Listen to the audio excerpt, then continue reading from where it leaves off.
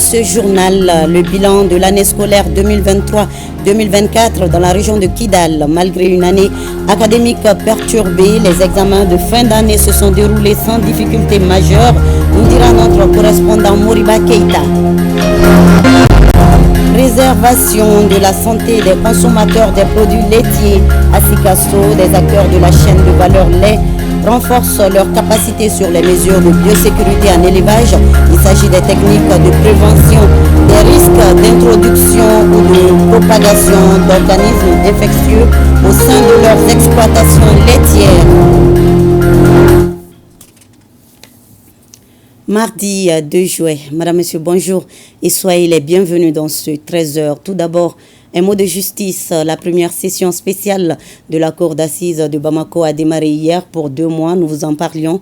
51 affaires sont inscrites au rôle de cette session impliquant 181 accusés. Les précisions avec Garibou Pérou.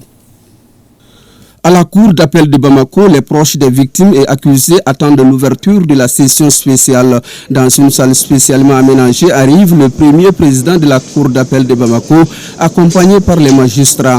Le procureur général pénètre au cœur des dossiers et propose les délibérations les plus adaptées. Le parquet général, convaincu que les faibles punitions favorisent la récidive et ne consolident pas la rupture avec les mauvaises pratiques, souhaite, dans le cadre de cette session, et même au-delà, que la Cour fasse application rigoureuse et efficiente du principe de la proportionnalité des peines par rapport à la gravité des faits, en prononçant contre les délinquants économiques et financiers, outre des peines rigoureuses privatives de liberté, des amendes fortes, afin de dépouiller légalement, légitimement et surtout réellement les délinquants au col blanc du produit et des fruits de leurs actes. Oui, Monsieur le Président, le détournement des milliards de nos francs au détriment de l'État constitue une forme de terrorisme économique et financier contre lequel nous devons ouvrir le front. Terrorisme économique et financier, une paralysie de développement. L'ordre des avocats rappelle les principes fondamentaux et plaide la fin des dénonciations. La dénonciation des crimes ne suffit plus. D'après le brillant procureur Arizo Maïga, je cite, le spectacle enivrant de la détention ne suffit plus. Il faut des résultats, donc des dossiers instruits et des jugements. C'est à cette seule condition que tous les torts seront réparés. Les délinquants seront condamnés, les innocents acquittés et le trésor public dédommagé. Fin de citation. Le combat contre la corruption et la délinquance financière est une lutte de longue haleine qui ne se gagnera que par la constance dans l'effort, mais aussi et surtout dans le respect des droits de chacun, droit de la défense, présomption d'innocence. Loin d'une simple représentation, la lutte contre la corruption et la délinquance financière est une exigence sociale. Le train de cette lutte a donc démarré. C'est la raison pour laquelle il est impossible d'effectuer une marche à reculons. Cette session porte à son rôle 51 affaires, impliquant 181 accusés. Monsieur le procureur général, mesdames et messieurs, les infractions d'atteinte aux biens publics, de soustraction des biens dans le secteur privé, de corruption, de faux usage des faux, de favoritisme sont les plus nombreuses. Malgré la gravité des infractions inscrites au rôle, les affaires doivent être examinées dans le strict respect des principes légaux qui sont la présomption d'innocence reconnue à tout accusé aussi longtemps qu'il n'aura pas été déclaré coupable. Vos décisions doivent porter le sceau de la sincérité, de la rigueur, de l'intégrité, ne devant laisser transparaître les moindres signes d'un parti pris. Le premier dossier de la session spéciale est une infraction de faux, usage de faux, abus de confiance et escroquerie. Et le dernier inscrit au rôle une infraction d'atteinte aux biens publics et complicité, faux et usage de faux. Cette session est une réponse aux atteintes graves à l'ordre social. Tous des magistrats professionnels, ils vont décider du sort des 181 accusés impliqués dans 51 affaires inscrites au rôle de cette session spéciale qui dure 2 mois. Je vous l'annonçais en titre, dans la région de Kidal, les examens de fin d'année se sont déroulés sans difficulté majeure. Cela s'explique par l'engagement des autorités de la transition et des acteurs de l'école dans la 8e région administrative du Mali. Correspondance de Moriba Keita. L'année scolaire 2023-2024 en 8e région a tenu toutes ses promesses. Une promesse à l'actif des autorités administratives et des acteurs de l'éducation et leurs partenaires. Cependant, force est de reconnaître qu'elle a été particulièrement perturbée et secouée dans la région de Kidal du fait des événements de reconquête qui, de par leur mouvement, avaient fait déplacer beaucoup de populations hors de leur lieu d'habitation. Donc les écoles du coup se sont trouvées un peu vidées de leurs effectifs puisque les parents s'en iront toujours avec leurs enfants. Et à l'installation du gouverneur, des appels au retour et des contributions des leaders communautaires et des collectivités et nous de l'administration scolaire à travers nos structures déconcentrées et nos partenaires que sont les CGS.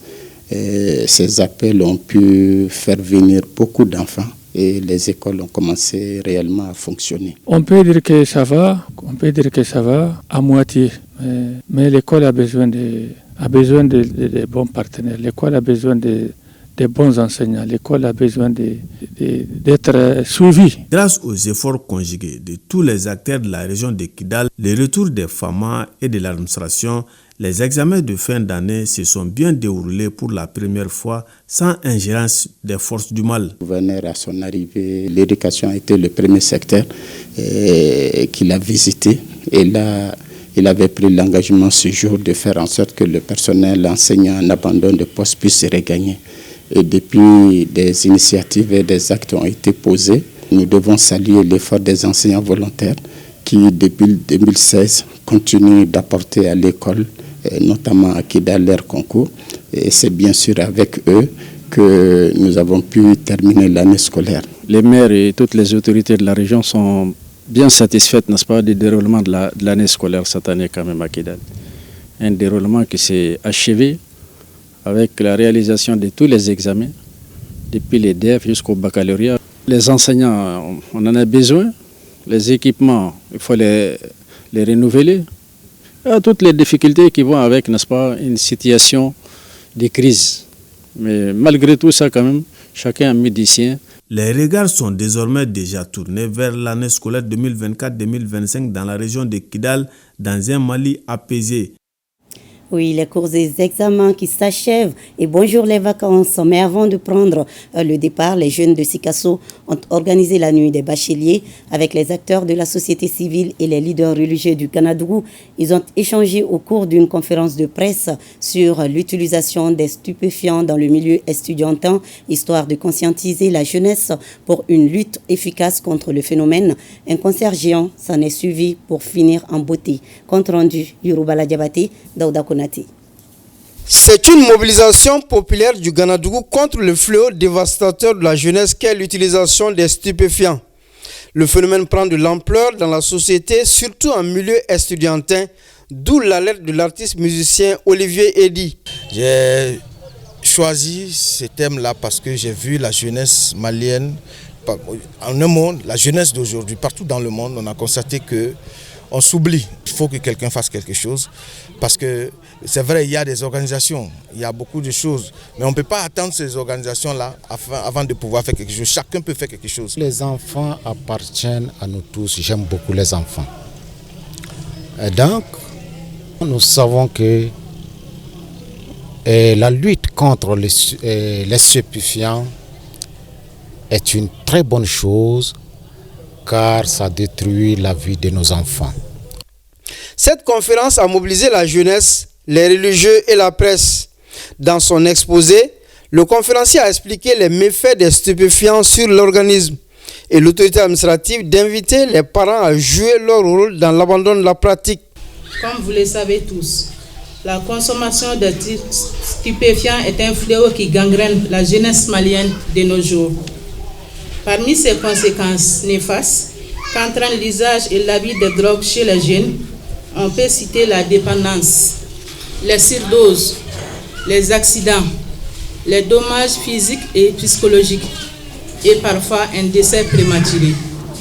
Des témoignages, une caravane de sensibilisation, un sketch sur les méfaits des stupéfiants, et un concert géant animé par l'artiste Olivier Eddy ont constitué d'autres moments forts de la nuit du bachelier. Après 5 ans de règne, le mandat du bureau communal du Conseil national de la jeunesse de la commune 1 du district de Bamako a pris fin. Une cérémonie de reconnaissance a été organisée à cet effet pour rendre un vibrant hommage aux différentes personnes ayant contribué à la réussite de ce mandat. Compte rendu, Bokari Koulibaly. Le bureau sortant du CNJ de la commune 1 du district de Bamako fait ses adieux à sa commune. Un mandat de 5 ans qui s'achève sous de bons signes avec à la clé des réalisations et des objectifs atteints. Quand nous venions, le CNJ n'était pas connu.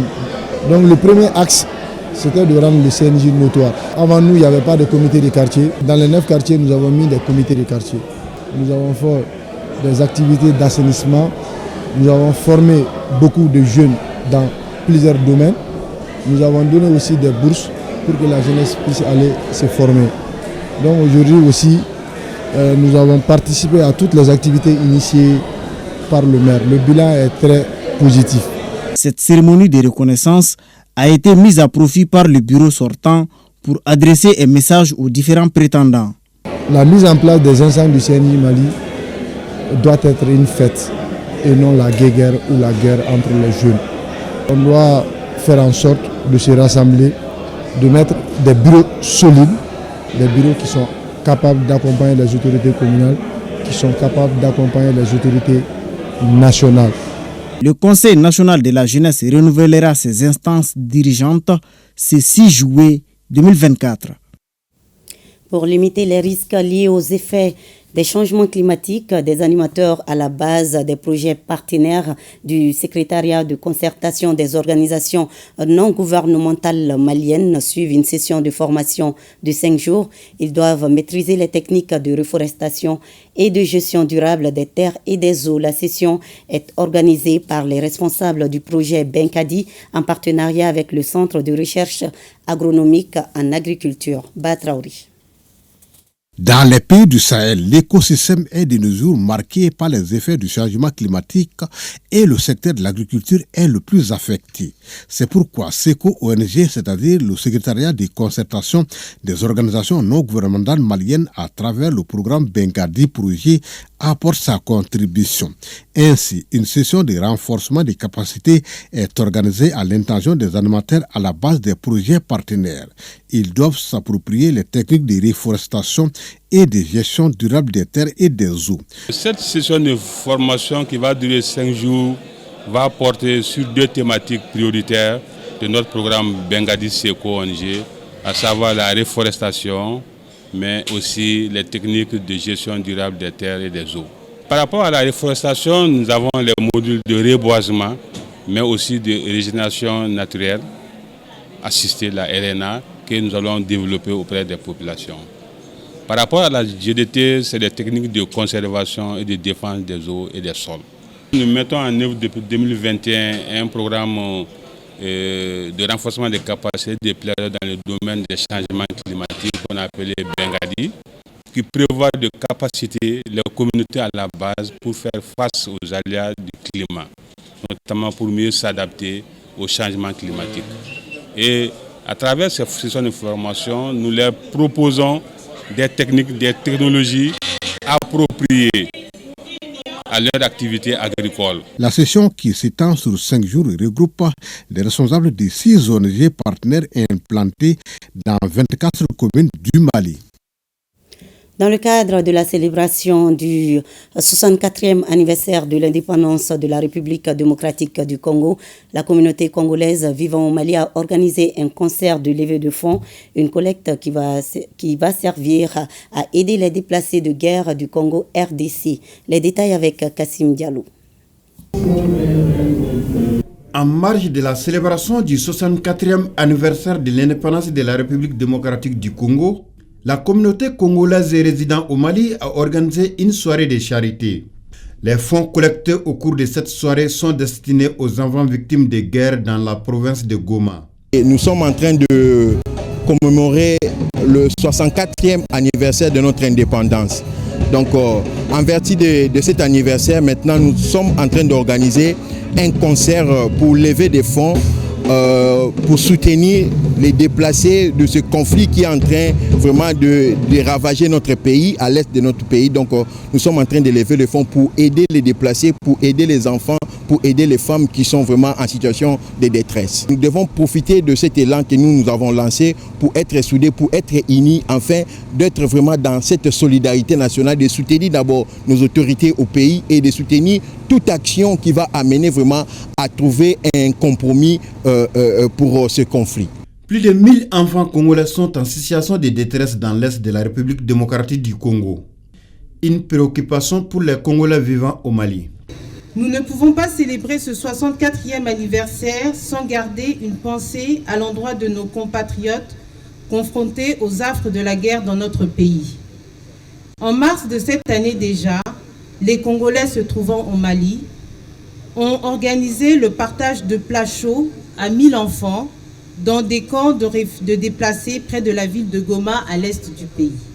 Ce concert de levée de fonds vient donc dans la continuité de cette action de solidarité et permettra de redonner une fois de plus du sourire aux enfants. La fête d'indépendance de la République démocratique du Congo est un moment de retrouvailles, de partage et de solidarité.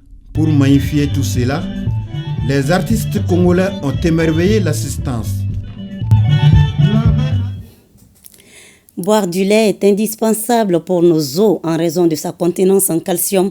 Cela dit, c'est une boisson qui peut provoquer des pathologies et des troubles de la digestion si elle est contaminée. C'est donc pour protéger les consommateurs du lait contre d'éventuelles maladies que le CNASA, Centre national d'appui à la santé animale, renforce les capacités techniques et pratiques des acteurs de la chaîne de valeur lait sur les mesures de biosécurité en élevage, des techniques de prévention des risques d'introduction ou de propagation d'organismes infectieux au sein de leurs exploitations laitières. Moussokoro Sirimi et Taïro Konati. Comment renforcer la résilience des agro-éleveurs, des unités de transformation et des centres de collecte de lait sur les mesures de biosécurité?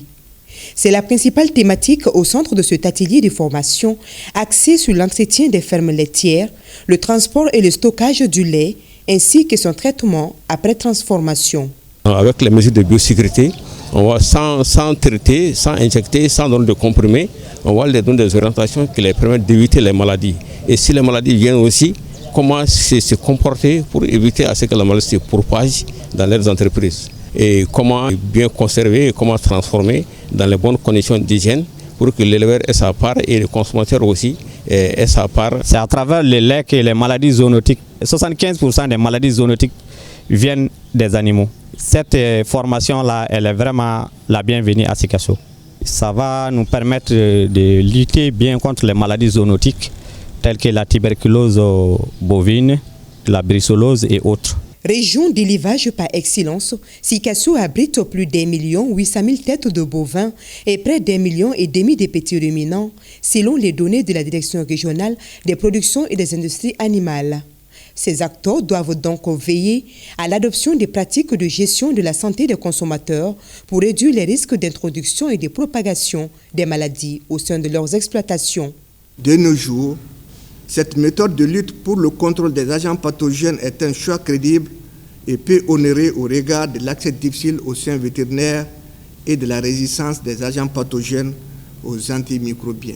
Cela a pour conséquence directe l'emploi abusif des antibiotiques et de l'automédication. L'objectif global de cet atelier est de renforcer la résilience des agro-éleveurs contre les maladies, les intérêts des marchands ainsi que la santé des consommateurs. La session qui dure 5 jours cible 25 acteurs de la chaîne de valeur lait. Des participants qui seront dotés à la fin de la formation d'équipements et de matériel de biosécurité. Elle bénéficie du soutien du PDDEPS Mali, le projet de développement durable des exploitations pastorales au Sahel.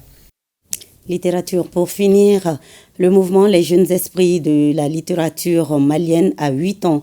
Pour cet anniversaire, les membres se sont réunis à la Bibliothèque nationale en vue de jeter un regard sur le travail déjà réalisé et les perspectives pour le mouvement. Plus de détails avec Modibo Ibrahima Kanfo, président du GELMA. Il est au micro de Mariam Koulibaly.